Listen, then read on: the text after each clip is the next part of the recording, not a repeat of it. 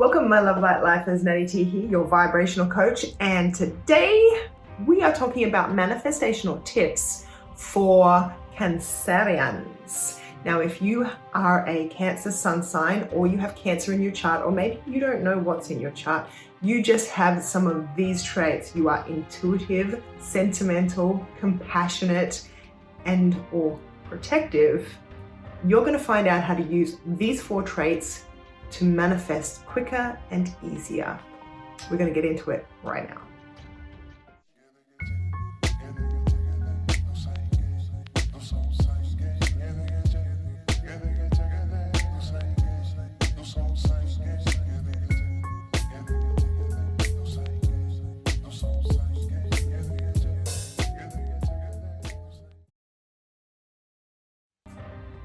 Welcome to my returning subscribers. Thank you for being with me, my dearest Cancerians and those who have Cancerian personality traits. It's nice to see you. If you've just turned up and this is the first time on my channel, hey, how you doing? We are so glad to have you. Make sure you hit that subscribe button and the bell so we see you again and you see us. For now, we're gonna get straight into, oh, by the way, if you like this type of content, if you would like more of this type of videos, make sure you leave me a heart emoji so that I know that this is the type of stuff that you would like to see. Otherwise, I just go, oh, okay, they liked it a bit. But now though, we're going to jump straight into it. No further ado, we're going to talk about our first Cancerian trait, which is intuitiveness. Maybe without the ness, maybe with the ness, but being intuitive. Basically, this means that you can, if you are manifesting on purpose, deliberate creator, how you use this is pretty much, this is the whole thing about manifesting. It's being able to follow your emotional guidance system. In other words, it's about feeling your feelings, being sensitive to your feelings. Why? Because the truth is, it doesn't matter if you can handle the amount of pain that you are feeling right now. The truth is that pain is there to tell you that what you're thinking, when we're talking emotionally, that emotional pain is there to tell you that what you're thinking is not taking you vibrationally towards what you want. Okay? It is telling you, it's giving you feedback about your thoughts and the thought patterns that you have, and it's saying you are going in the opposite direction to the way you mean to be going. Okay? There is resistance. And so what does that mean for you? It means that if you're feeling mild discomfort right now, and you're like, well, it's just mild discomfort, I'll get over it. No, you won't. In fact, what will happen is your thoughts will gain more momentum. The more momentum that they gain, the further you will go from the vibration that is taking you towards what you want. And the further you will get from that vibration, the worse you will feel. In other words, this is just the beginning. If you pick up on it when it's mild discomfort, rather than waiting until it's searing pain, you will be able to pivot that particular thought train a little more easily. You won't have to slow it down so much. It won't take so long, and you can use that momentum to shift into another direction rather than waiting until you are in so much pain that you just don't even know what to do because the momentum is going so quickly in the opposite direction than you want it to be. Slowing it down is hard. Pivoting it is hard. Trying to get some momentum in the direction you want to go is hard. Let's just not go there. Intuition and listening to that inner GPS is pretty much the work if you want to manifest deliberately. Next, sentimental. This is a little bit the opposite.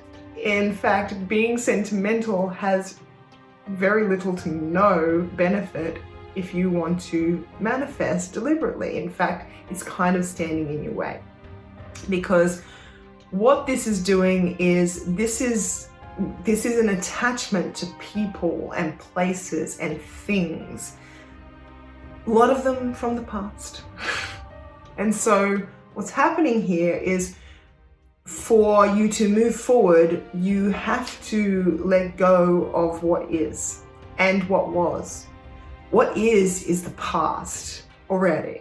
If you are a deliberate manifester, if you are deliberately creating, you need to understand that what is now is old news, because it's the product of your vibration up until a certain point. Right now, you can be creating a new vibration, a new point of attraction. And if you are to do that, the only thing that you want in that vibration, that point of attraction, are the things that you want in the future, not what you want right here.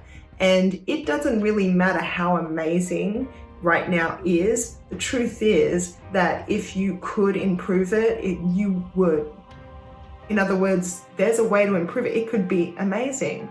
You know, you could be a billionaire and own an island, and you might say to yourself, well, I want that in my future.